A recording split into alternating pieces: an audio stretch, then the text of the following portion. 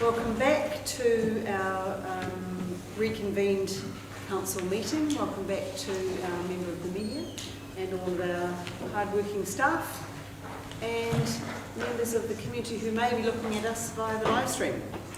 So councillors, we are now going to go back to our decision reports. Prior to that, I think I'll cover off the extraordinary business in the fact that we've received some items that were not distributed within the legislative time frame. So we'll need a resolution to consider these today. So the supporting information to items 6.2.1, 6.3.1 and 6.3.2. The policies and supporting documents weren't included in the agenda as they were still under audit review, and the word audit is an interesting word to be using today. I chose that word carefully. Council are asked to consider this information at today's meeting to enable long-term plan timeframes to be met. And also 6.3.2 is, of course, the signed audit letter. So I had Councillor Peters was moving that we received that information. Councillor Poporello was seconding. Put that motion. Those in favour, aye. Aye. Against, carried. So we'll move to item 6.1 on page 20 of our agenda, which are the proposed fees and charges for 2020-2021. It's just one financial year, not the 10 for the long-term plan. And Councillor Innes, did I see you have your hand raised? Councillor Innes is moving the recommendations and Councillor Deeming is seconding. Councillor Innes. Thank you, Your Worship. Looking through the fees, the charges, the changes there, it's a 2.5% generally. I really come to the private plan change. I see there, we've got $60,000 for a private plan change.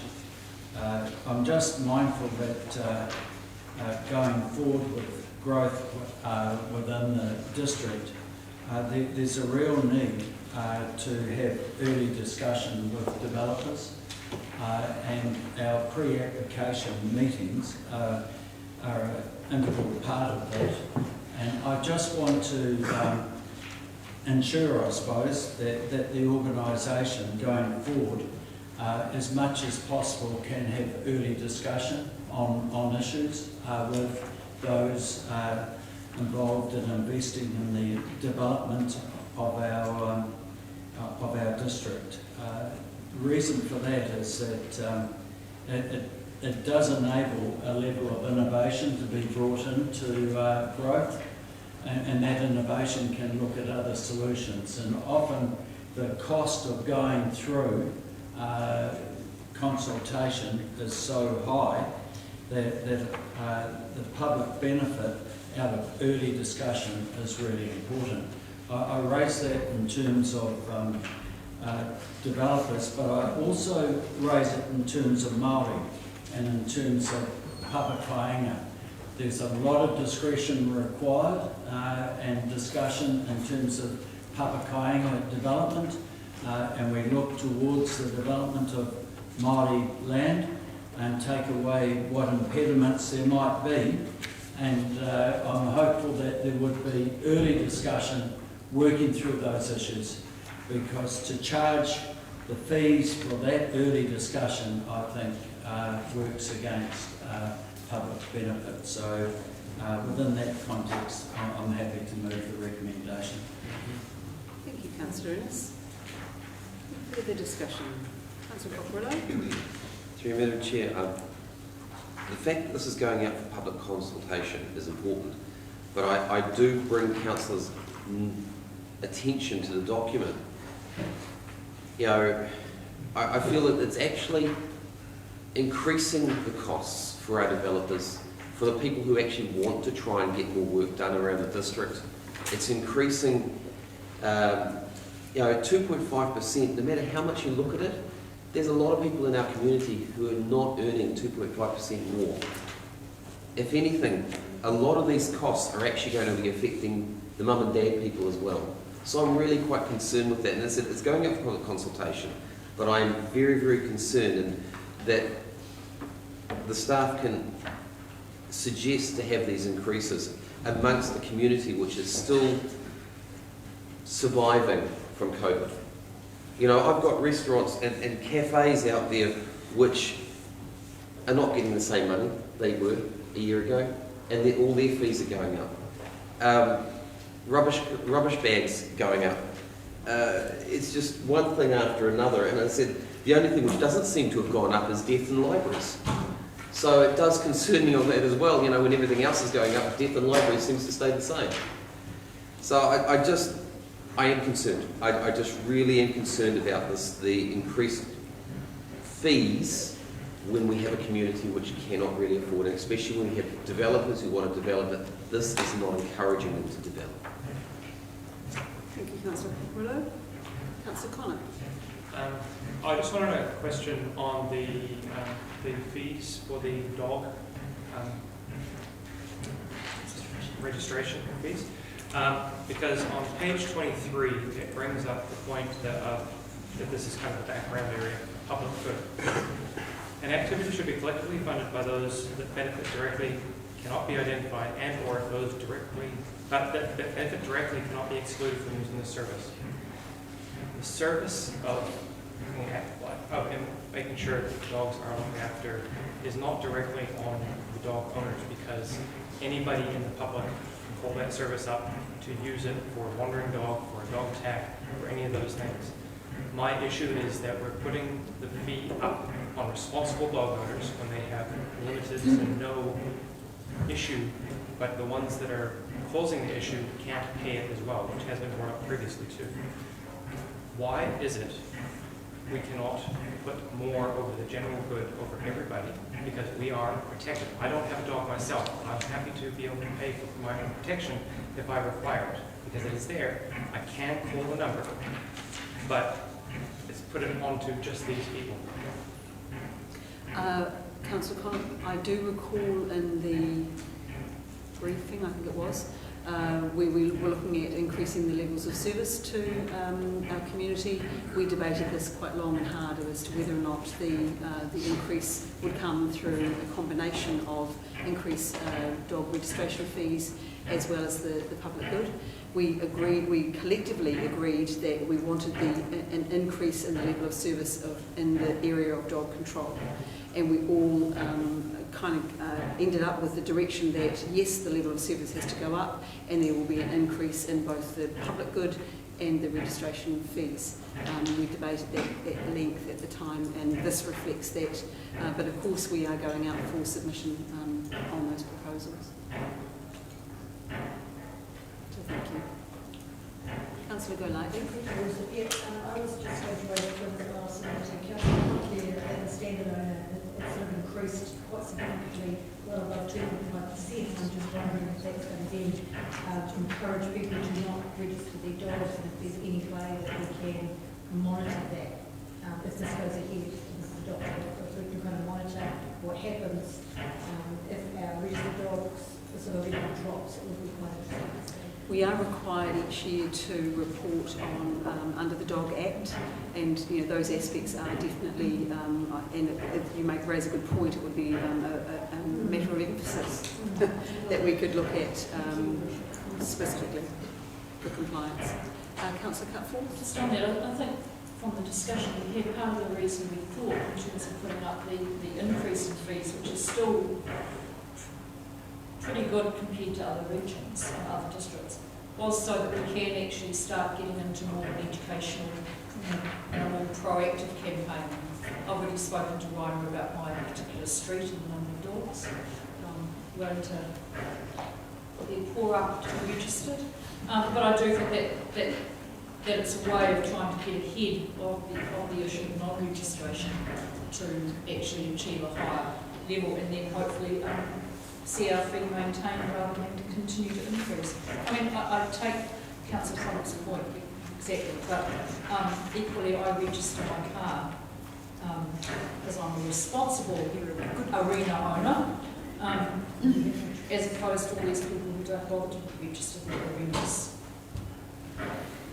And it's quite rightly been pointed out to me by my esteemed colleague to my right that actually the animals, dogs and stock control fees are not part of the special consultative procedure. So if this passes today, those will be the fees that are applied for the difference between Table A, which are the fees and charges that are subject to the special consultative procedure, include drainage, bylaw enforcement, food premises, gambling and racing act, health act registered premises, public places bylaw, RMA lots, rubbish disposal and water supply. So the 20-cent increase in one rubbish bag can go out for consultation. But in Table B, the animals, building control, chemistry and more permits, cemetery, foreign North venue hire, laboratory, library, official information, parks and reserves, photocopying, searches, swimming pool fencing, inspections and transport are not. Good O. Good O. Probably not good O for some. Any further discussion? Councillor Murphy? Just a question on that, because I remember when we workshopped it, there was a table which showed how much is contributed from the general rate and how much from the dog registration fee. Rhina's not here. I don't suppose any. Oh yes, yes. Because I agree with Councillor Connor. Some of it should be paid for by the general public. I'm just wondering what the split was. Thank you, Councillor Murphy. Rhina, hopefully you'll be able to rattle that off. Yes, I'm aware. There are two matters for this year. The dog management policy in our bylaw provides for 90% user cost recovery. The revenue financing policy gives a range between 80 and 90 for the same purpose. And Council has previously clearly adopted both, and that's the guideline. If we wanted to change that, then clearly Council would need to change the policies to be able to do so. Yeah, no, that's good. That's good. And that is something, I mean, dog management issues are something that it's a very common complaint, so I support increasing the fee so that we can be more proactive. And I have had people from the public coming forward and saying that perhaps we might need to, as a council, we might need to discuss bringing forward the review of our dog bylaw. I think it's not scheduled again for another 4 or 5 years, but we may need to discuss whether we have a look at that sooner. Anyway, overall I support the proposed increases. Thank you. Councillor Murphy. Any further discussion? Councillor Connor, a question? So was that 90% from dog owners? Between 80 and 90% is the policy. So the 10% of people who call up, which are the users as well? No, the distribution is between the exacerbator and the public good.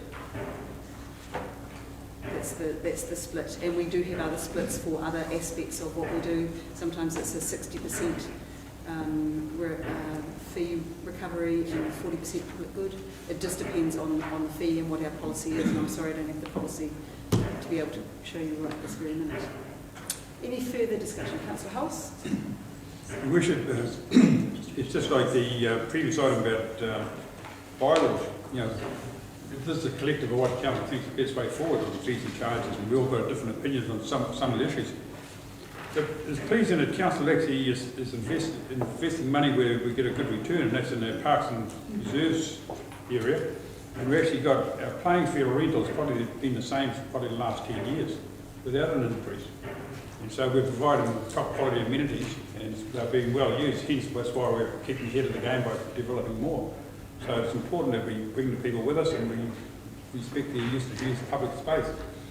The other one is, I've got a lot of sympathy for what Councillor Coccarella said before about we've just been through a COVID and unusual circumstances. It's important we start amending some of our bylaws or laws or even planning documents to allow for a bit of initiative and a bit of probably a totally new way of thinking and doing business. So that's where the business world's heading, and we're going to be lagging behind if we don't catch up. And it'd be good to see an exercise in council where we actually take some really modern examples and actually float it through council at times just to see how good, what change could be made around that. But we know we've got to increase the population. we know we've got a lot of businesses doing really well. We also know we've got a huge amount of people and a lot of doubt about employment. So the only way to get those, certainly for those people at the bottom end, is to say, this is where council's going. We've reviewed some new structures. We want to move with new inventive style of governance, new inventive style of development. And so I think we've got a good chance to leap forward again. We're well positioned to do it. Our basic infrastructure is very, very good, but I think we need to move forward quite rapidly to stay in front of the game. Thank you, Councillor Hobbs. Any further discussion? Councillor Connor has a question. With regards to, on page 82, we've got basic property searches. Do we have all that information now online rather than the paper? Is that what's the transferring of information not too long ago? Information. You can do that. Thank you, Madam Chair, appreciate that. So some of our historical records are still being digitised. I think councillors have seen the great huge machine downstairs, but the majority of it is online and property searches. Will that eventually, when it all gets online, will that search be any cheaper? Because obviously if you have to look for it, paperwork and go through everything, it takes time, but will that be? I hope so. What I would say is that when you're asking for a limb or something like that, we need to do some checks and things like that, which will have to take some time. But a lot of the information will be available online that you can access yourself. The difference is you might not pick everything up with your own search and not have the skills that staff do. Yeah, land information memorandums and project information memorandums are important to be done by professionals. Okay. But yeah, information about property is becoming more and more available, which is good. Any further discussion? Councillor Reid? Thank you, Your Worship. We're following most of this stuff around this room for some months now, and for the most part I'm quite happy with what we've come up with. I'm glad we're here, not in Wellington, but they're looking at 14%, but that's because they left their infrastructure as we've got to the point where it was beyond use. Are they increasing their fees and charges by 14%, Councillor Reid? That's what And I think it's all credit to the past councils that we can get away with what we're asking for this round. Thank you, Councillor Reid. Any further discussion? Councillor Innes, the right of reply. Thank you, Your Worship. I really pick up on the comments of Councillor Holst and Paparella. It's one that we're fortunate in terms of COVID-19, we still have growth, and that's not the case throughout New Zealand.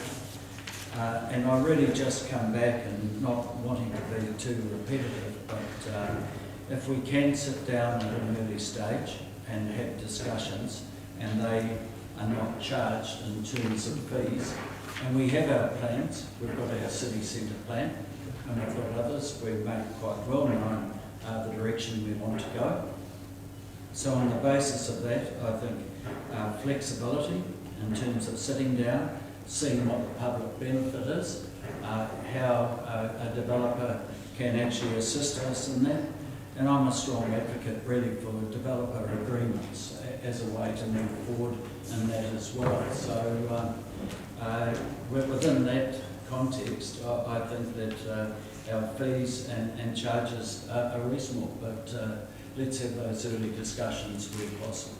Thank you. So the right of reply has been had. I'll remind you that we're looking at all the fees and charges.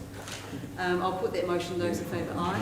Aye. Against? Carried. Can Councillor Paparella has asked that his vote against fees and charges be recorded. Carried.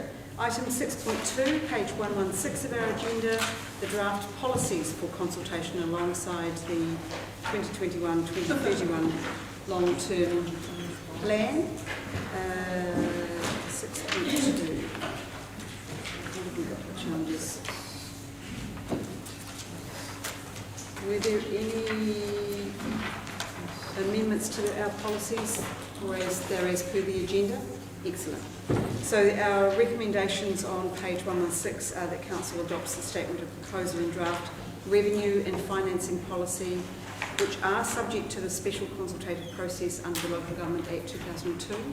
This is a really important policy, and we hope that our community choose to submit on that. Number 2, adopts the statement of proposal of draft rates remission and postponement policy and early payment of rates policy, which are also subject to the special consultative process. 3, adopts the statement of proposal and draft development contributions policy, which are subject to. 4, resolves to seek public submissions on these draft policies in accordance with the special consultative process. And 5, authorises the Chief Executive to spot any spelling mistakes. So, can I have somebody move those recommendations? Councillor Deeming is moving, and Councillor Peters is seconding. Councillor Deeming. Thank you. At the meeting, the first of our LTP presentations was last night at Waipu, and I have to say that it was an excellent presentation, well received by the people, and the explanations around these recommendations were very clear, that people could submit on them. It was clear what was required, what sort of information council wanted back, and I can only recommend that anybody that wishes to submit on these recommendations go along to a council-led meeting and understand the parameters clearly and send in the recommendations to us. At this point, we've made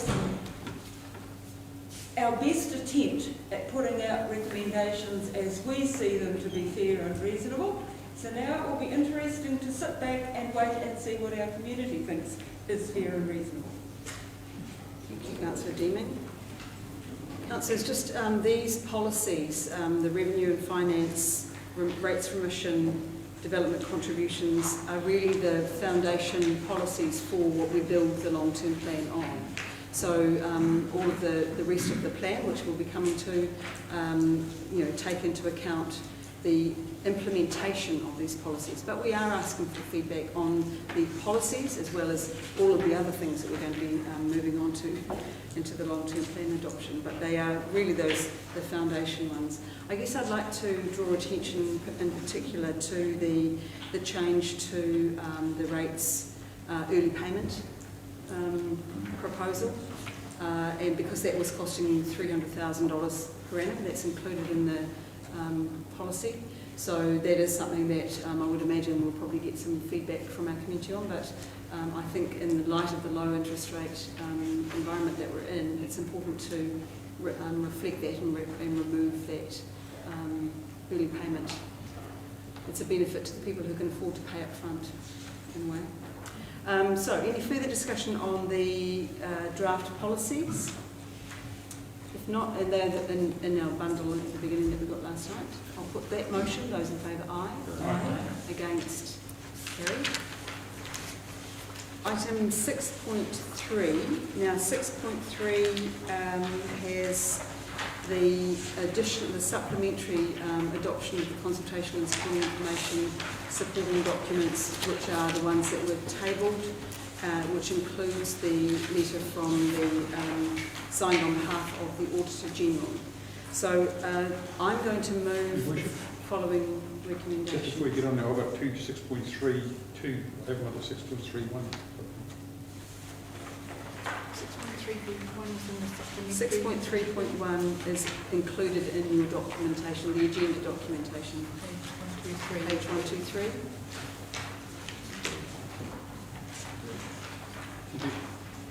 Sorry, So- is it in the original? Oh, I've got 2. Is it in our new material or the original? It's in the supplementary. So the big document that you received last night, page 123 of that document, 123, counting on your fingers and toes, is the, just so we're all on the same page, the adoption, 125 in the electronic copy, and that's got the long-term plan supporting documents and the consultation document copies. So I'll be moving the following motion. And there are some slight changes, so have pencils ready. One, that Council adopts the proposed supporting documents to the consultation document for the 2021-31 long-term plan, included as attachment 1. And in the attachment 1, we've got A, the financial strategy, B, infrastructure strategy. I want to add the words, including the amendments noted in 6.3.2. Then C, statements of service provision. D, significant forecasting assumptions. E, financial statements. F, Whangarei District growth model. G, funding impact statement. H, capital expenditure. And 2, that Council authorises through the Chief Executive any necessary drafting, administrative, typographical or presentation corrections prior to printing and distribution. Did we cover those ones off in the So there is a two-step process to this. We need to cover all that part of the motion off first. Then there will be a further motion around the consultation document. Okay, is that clear? So I'm not omitting the rest of page 120. We will do that after we have gone through the first step. So, big sigh. This is a huge amount of work. This is the most important thing that we do in a triennium. We set a long-term plan for the future direction for the next 10 years. But of course it's not, because it'll be reviewed in 3 years by the next council, who will do their own interpretation of the next long-term plan, which is a really good process. Plus we've got annual plan processes in the way as well.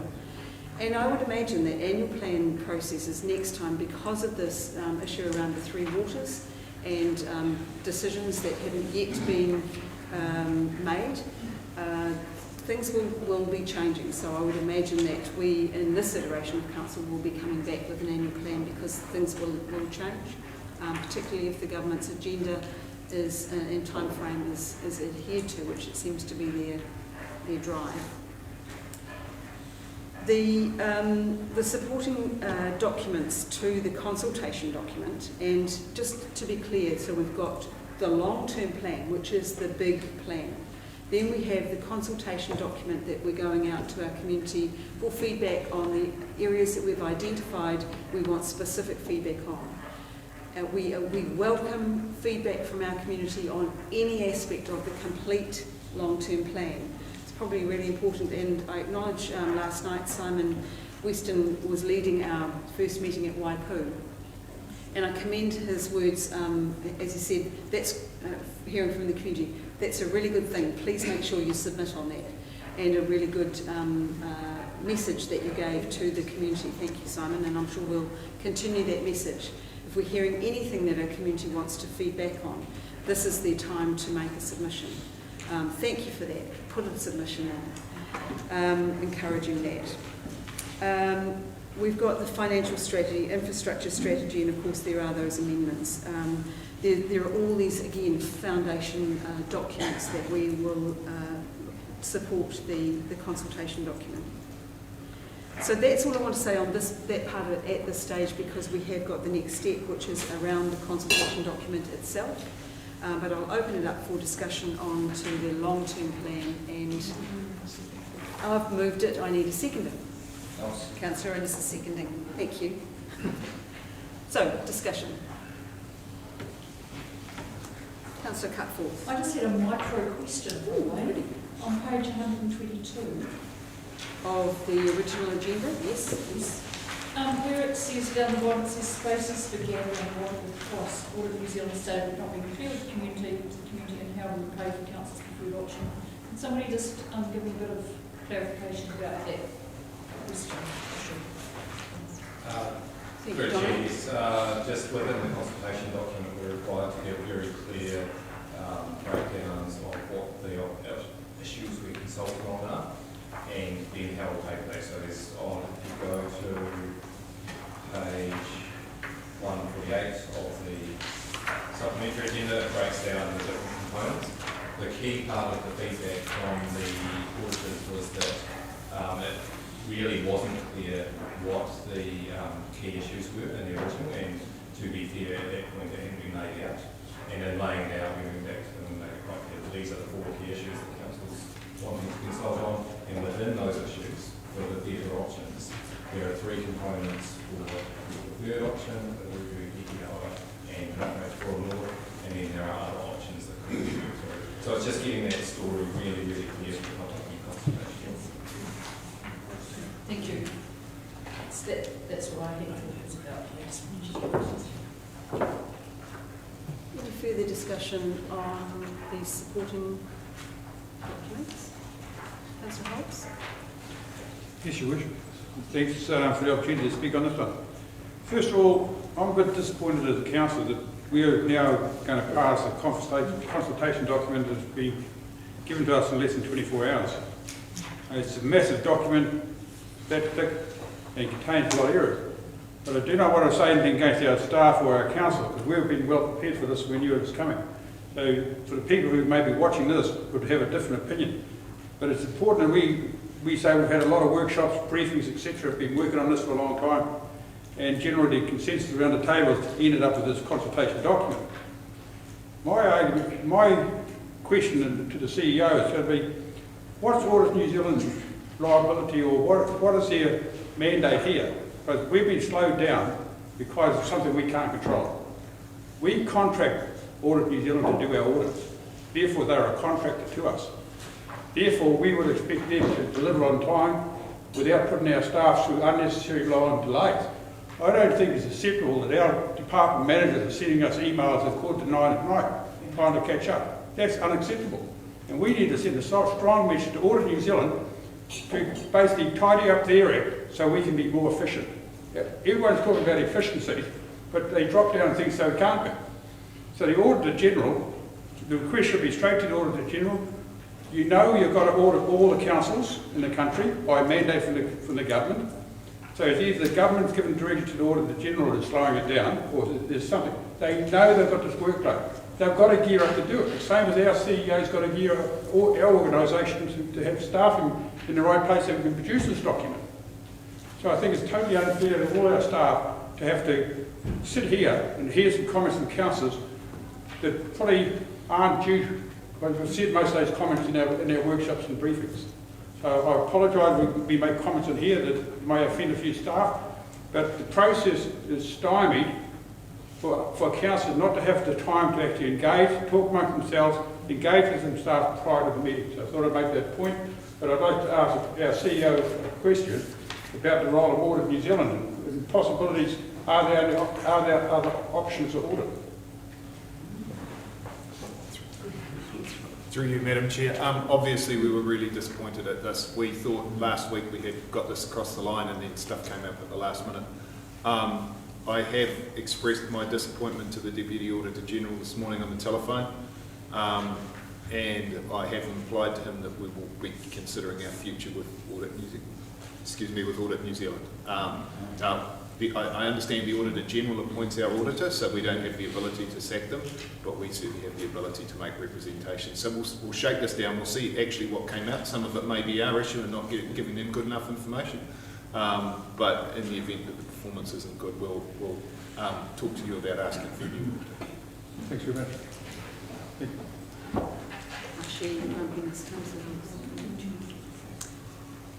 Any further discussion on these strategies and assumptions that support the supporting documents for the consultation document?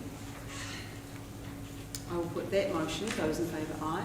Aye. Those against? Issue. Carried. Was that a yes? I'm not sure. So now the further motion is, and again I will be moving, that the Council 3 adopts the consultation document for the 2021-2031 long-term plan, attachment 2. I'm going to add some wording here, again pencils up, including the signed opinion on behalf of the Auditor General. Sorry, and including the signed opinion on behalf of the Auditor General. and including the amendments noted in 6.3.2. These were the ones that were hot off the press after it was signed. 4, authorises through the Chief Executive any necessary drafting, administrative, typographical or presentation corrections prior to printing and distribution. And I look forward to hearing you finding the alignment errors. 5, notes the potential for increased carry forwards as a result of an ambitious program, particularly in transportation, underlining potential for carry forwards, particularly with our friends Waka Kote.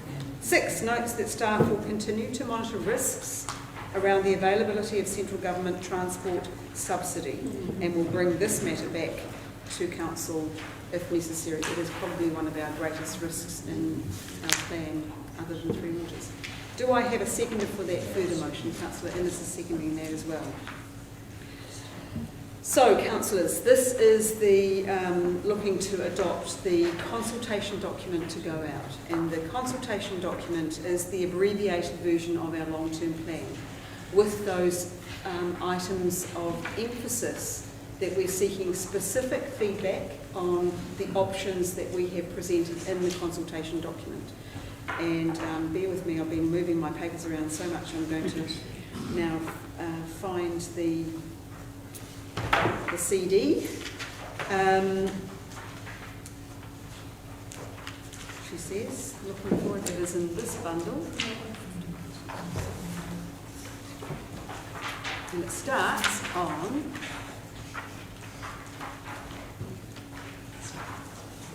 thank you. In our supplementary, it starts on ta-da, 125. And it does go through until we get to to 176, and then we move into the supporting documents. So that's the kind of size of document that we're going out to our community with as our consultation document. It's and again, kudos to the team for the easy read, the layout, the formatting of it. Our graphics team, our comms team have done a sterling job. I really want to take my hat off to you all. It's covering off where we were at 2018 with our last long-term plan, and working through using graphic symbols that are pretty easy to recognise what we've done in the interim, which brings us to today. Then we're looking at, we're wanting feedback on our vision, which is an inclusive, resilient and sustainable district.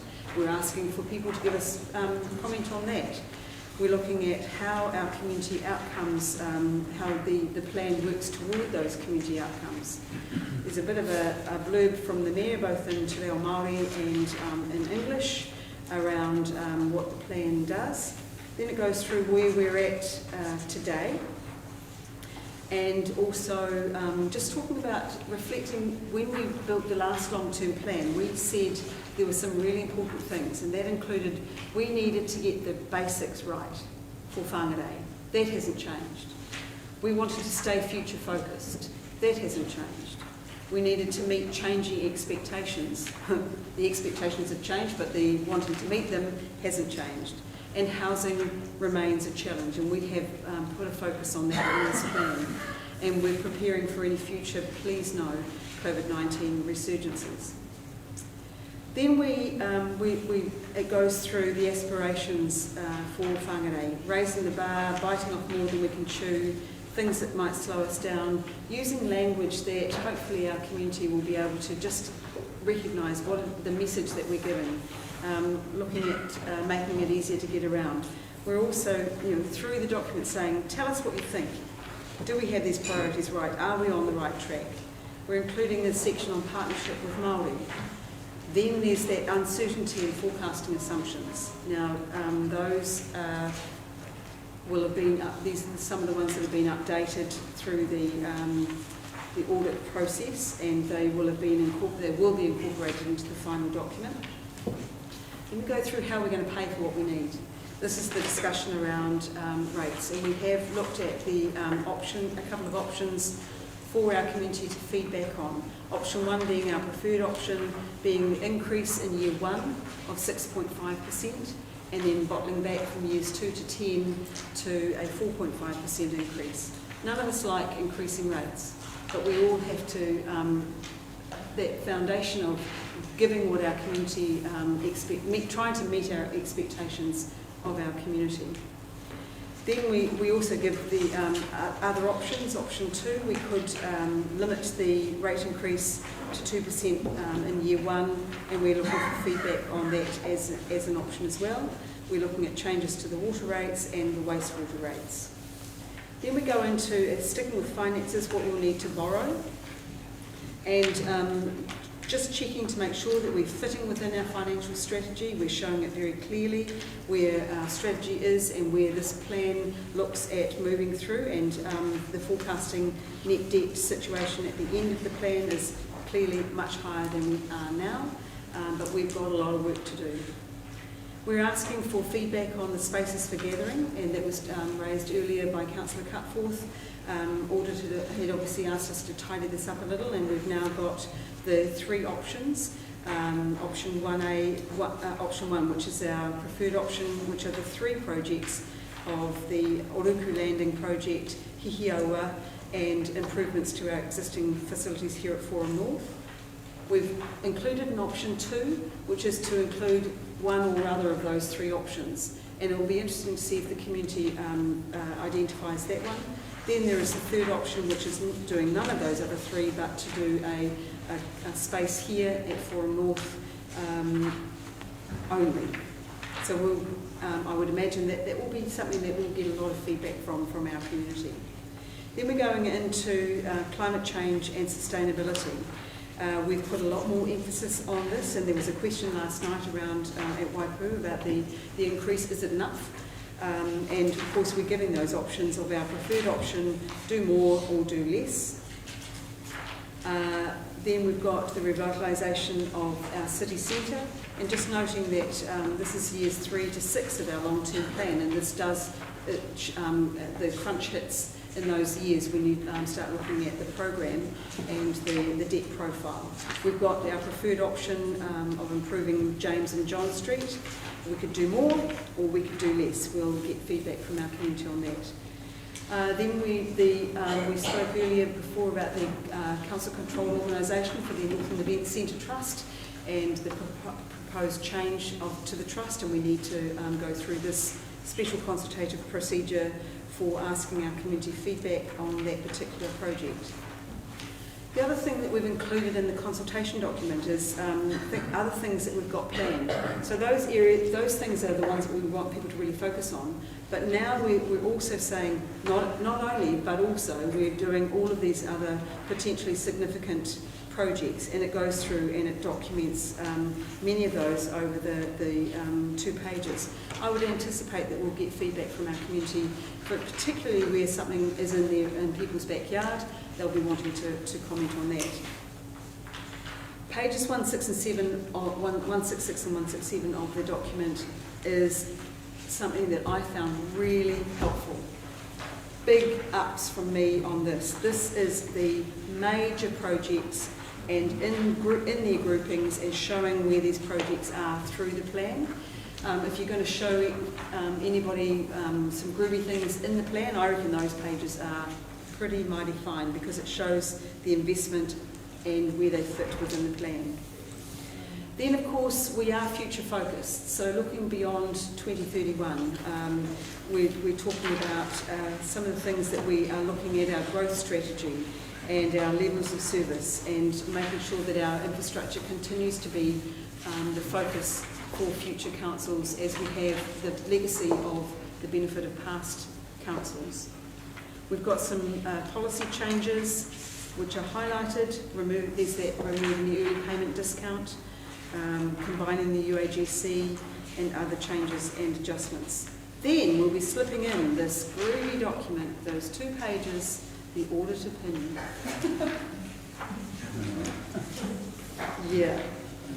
Thanks, Auditor General, for making it in time for us to meet our consultation process deadlines from the 1st of March And we are going out for a month, from the 1st of March to April Fool's Day. And that gives our community plenty of time to give us our feedback. We'll be going out to the community. We've got a Have Your Say event, a public event at Porty Island. We've got lots of things that are happening. So, I bet I went over time, but I think it was really important for us to just look at that consultation document in detail and be able to take that with confidence out to our community. I will open it up for debate. Councillor Innes. Thank you, Your Worship. I won't go into the detail of the document, but first of all, I'd like to acknowledge staff and the work that's done. I think that, and also the process that we've gone through, actually, the workshops that we've had on these various matters, and we've had good input. And then I come back and really say, well, COVID-19 affected this process. Normally we'd go out for consultation with a very wide agenda, whereas what I find comforting here is that we're going out with a consultation document that actually sets out options and it manages expectations, because it's quite clear what is affordable, what's not affordable, what are the choices, and on the basis of that, I think we hopefully will get good feedback. I've got an open mind, and I'm looking forward to receiving public submission on this.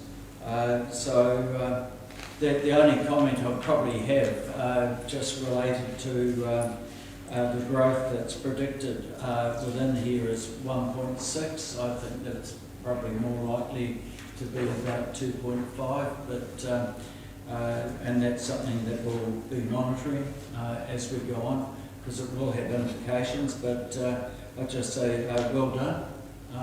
Thanks for the document. I see those emails coming through late at night and in the weekends, so I just want to acknowledge the effort. Thank you. Thank you, Councillor Innes. Any further discussion? Councillor Cockerill?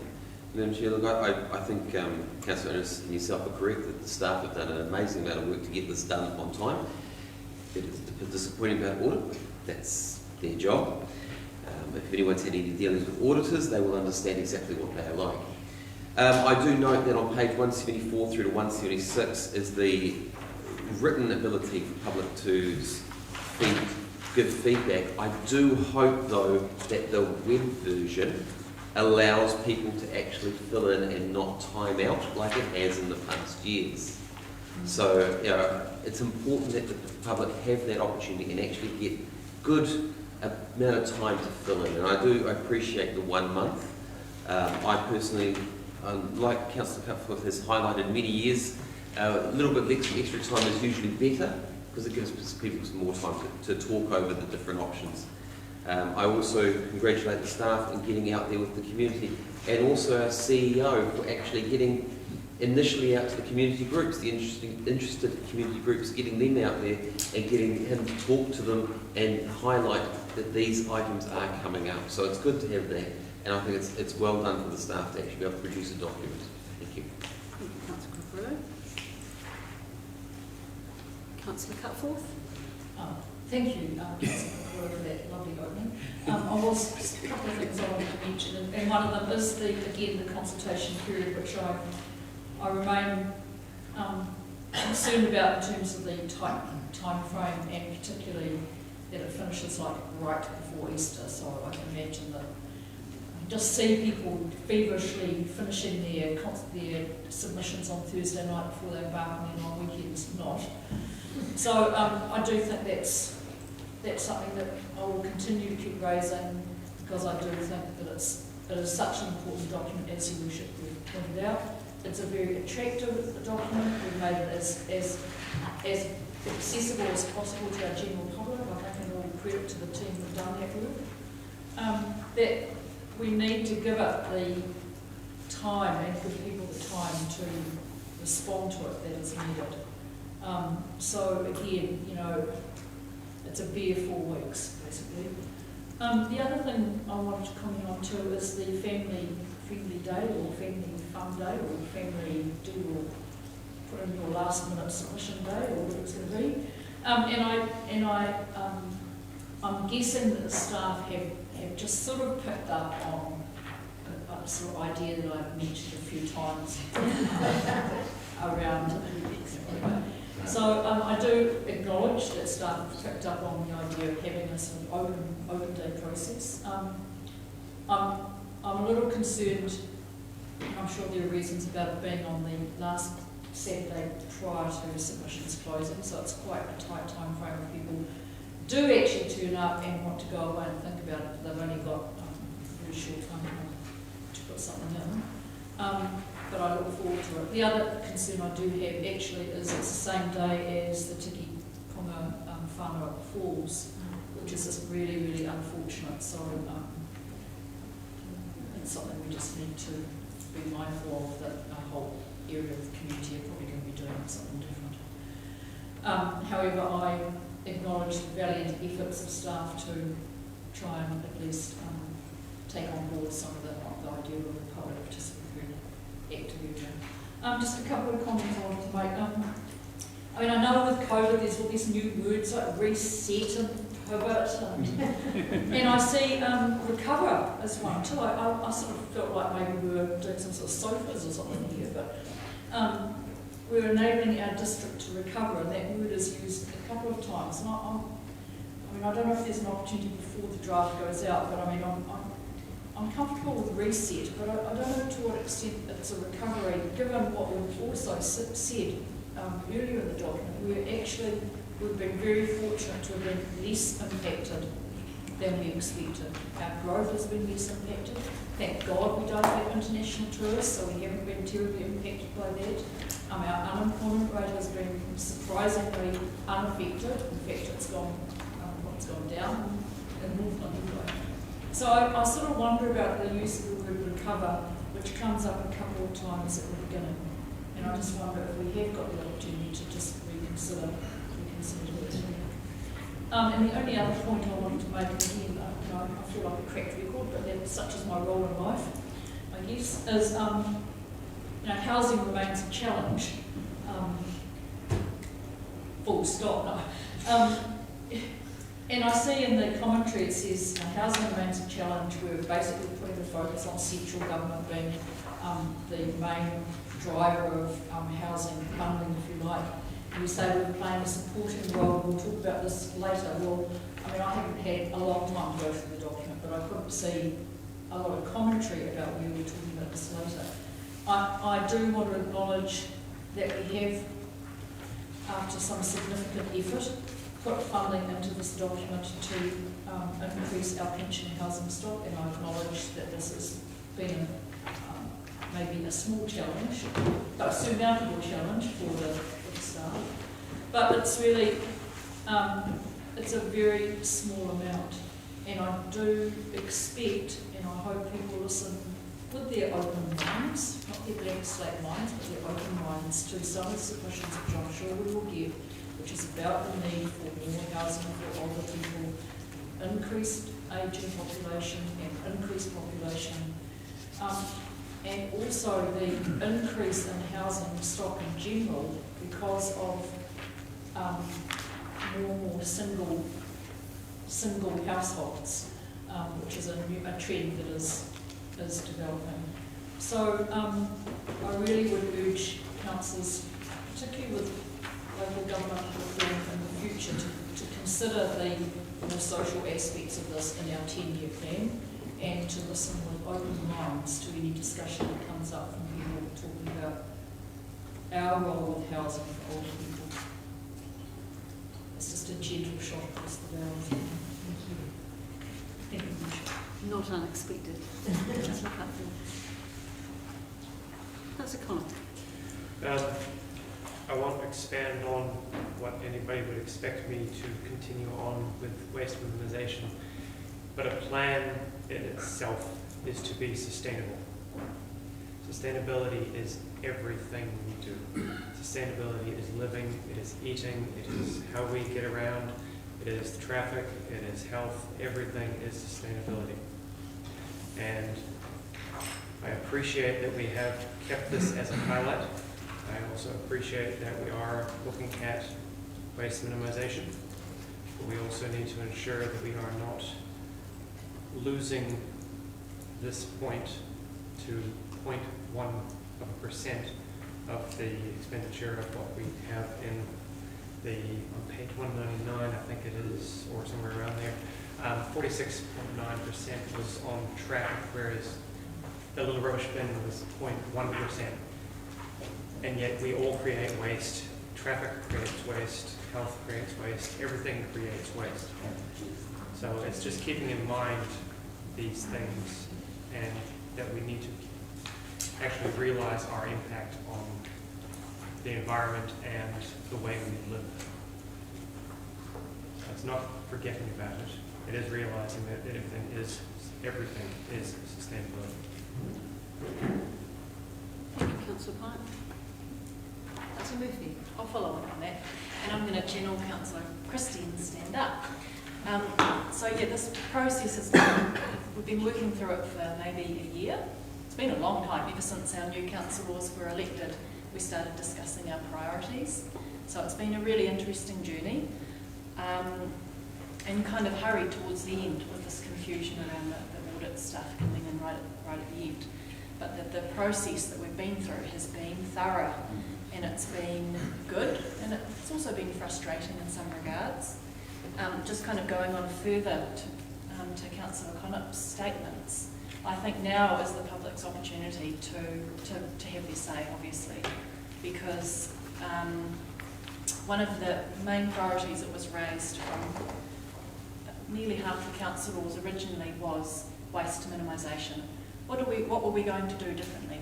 Were we going to build a composting facility? Could we start composting our biosolids?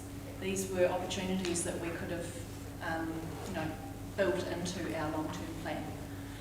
When you look at what Hamilton City have done, so they've introduced their food waste collection bins, which go to a composting facility in Hamilton, and that is working extremely effectively down there. So upon election into this new term, I was really excited about the possibilities and the opportunities that we might have.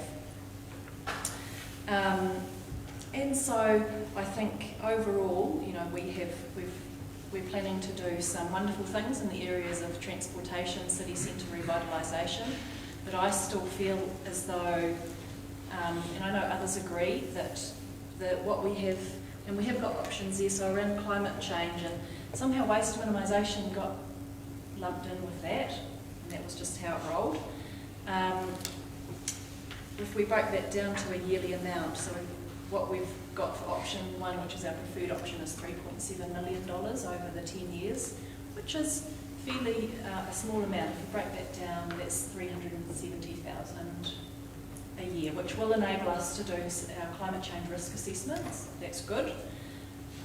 But can we do anything forward thinking? Will it enable us to set up a compost facility? Will it enable us to actually, do the kind of things we need to do? I guess we will be reviewing this again in 3 years. So there's, opportunities will come again. But I just would say there's probably one person watching on Facebook. There might be 2 people, I don't know. But I really hope that people, if they're passionate about climate change and waste minimisation, that they carefully look at what we're proposing and get involved and have their say. This is their opportunity. But apart from that, the document itself is fantastic. I love the incorporation of Te Reo. I think every year our consultation documents improve as far as readability. They're very engaging, they're colourful, easy to understand. So and I'm really looking forward to going out to our communities for our long-term plan meetings as well. So we'll get on with the process. Thank you. Councillor Murphy. Any further discussion? If not, I'll put the motion. Those in favour, aye. Aye. Against? Carried. That was a unanimous one. Councillors, we've still got some other items on our agenda. Item 6.4, page 126, the project, Oruku Landing Project Control Group. Dominic, before you go, thank you. I know it's a team, but you're the leader. Well done. Fantastic. So, page 126, we've got a recommendation that council, now, can I, before we start having a motion, sorry Councillor Innes, on page 128 of the written agenda, the members include the manager RMA consents. We have deleted that person and that role from the project control group, and perhaps Sandra, you could just give us a reasoning for that. The reasoning for that is it really conflicts with their statutory role. So we recognise that we actually need some planning input to it, but we will obtain that in. Cool. So the recommendation would approve the amended terms of reference with that deletion for the Oruku Landing project. And Councillor Innes, have you got your... Yes, I'm going to move, Your Worship. So I'll pick up on one, is it? Amended terms of reference. Thank you, yes. On two, I'm going to add another councillor in there. The reason for that is for reasons of continuity, and that will be Councillor Gavin Benny. And then the third one is as written. So you're moving that we appoint Councillor Greg Martin, Councillor Vince Cockerillo and Councillor Gavin Benny to the Oruku Landing Project Control Group? Yes, that's right. And also the third item requests the Chair of the NRC appoint a member to the Oruku Landing Project Control Group should Northern Regional Council proceed with the project through their long-term plan? Yes. Am I correct in that? Yeah. This is a tag team. You It seems like nominate me and I nominate you. It might seem like one, it's not. Highly suspicious. It's reasons of sensibility.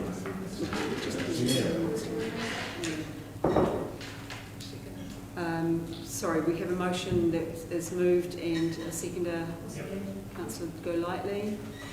And our Chief Executive has just said, perhaps for balance, the NRC may need two, but I think that can be dealt with at a future date. Councillor Innes. Thank you, Your Worship. The reason for the amendment was really to ensure continuity. I think relationship has been established in terms of Oruku Landing. And on the basis of that, I'd seen that it was important to have that experience that had been around the table, knew those discussions, and was very much part of the project control group. And again, here we go out for public comment on the long-term plan. I'll be interested to see what comes back from the public in terms of this project. I think it's a project that really is key to the development of Whangarei Convention Centre and the level of funding that government is actually putting towards that makes it affordable. From our perspective, the District Council, we're involved with public infrastructure, so it will be interesting just to see what comes back from the consultation document and the options that are put forward. Thank you. Councillor Innes. Councillor Golightly. Thank you, Worship. Yeah, I would like to support the amendment. I was actually sort of surprised when I read that Councillor Benny wasn't on the very tongue twister, very long project control group.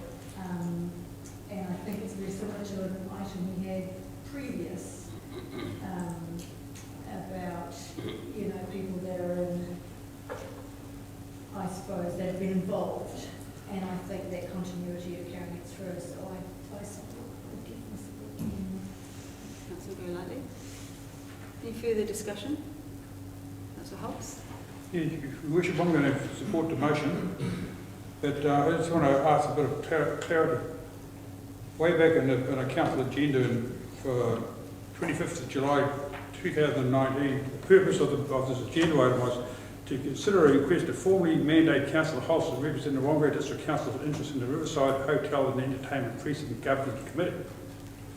I'm not one of the named councillors now, and so all that invested knowledge that I've been sitting around and bringing to council has actually kept this project alive, that we can consider today. But I haven't had an explanation of why I wasn't considered as a member of this committee. And I would have thought, being a council appointed person, I would have received that as a matter of courtesy. Councillor Hoss, you'll be aware, of course, that the previous council, that wasn't reenacted when we started this term of council. So we looked at the project and made an assessment. I mean, you'll note that we resolved to establish the project control group. I did ask for, actually Councillor Cockerillo was first with his hand up to say, I'm in. I'm keen. I didn't hear from anybody else. We went through a process of looking at the project where the skill sets were required. Councillor Martin, because of the infrastructure aspect of the project, and Councillor Cockerillo had indicated that he wanted to be on the group. So that was the initial part, and of course we've had the addition of Councillor Benny for continuity today. Your Worship, Councillor Benny and Councillor Cockerillo are the other two in this document. They're both there. The other one is, I'm the one with the carpentry skills and actually qualified in the role. But anyway, it's your decision. So. No, it's a council decision. So, any further discussion? Yeah. Councillor Martin? I didn't ask for this job. But I will say that I was surprised that Phil wasn't on it. And I'd be happy to move that he be added. There you go. I was going to move it anyway. Councillor Martin. So, Councillor Martin, just one moment please, Councillor Martin. You are moving an amendment. That Councillor Holst be added to that list. And no, I won't do it. Councillor Peters. No, he's doing it. I won't take it. He's declined that. Any further discussion? Councillor Murphy. I was just going to add to that discussion. I think obviously Councillor Holt has got lots of experience, and I'm sure that your valued opinions will still be able to be lent to the discussion and the conversation. So I appreciate, it's unfortunate we can't all be on working parties. Perhaps I would have liked to have been on it, but I graciously also am not interested. But anyway, I'm just saying, just because a council isn't on a working party doesn't mean they can't still make a valuable contribution. Councillor Yuki? This is a project control group for a project that may not even proceed. So I think it's important that we have a group overseeing the beginnings of it, but yet we don't yet know if it will proceed. So I'll put the motion. Those in favour, aye. Against? Carried. Is it a tick against all the items? Have we done? Yes. Whew, we've done. So councillors, that brings us to an end of our council meeting today. Thank you to members of staff who've supported us. Thank you to our member of the media who's taken on. Thank you to members of the community who've joined us by live streaming. And enjoy the rest of your day. Thank you.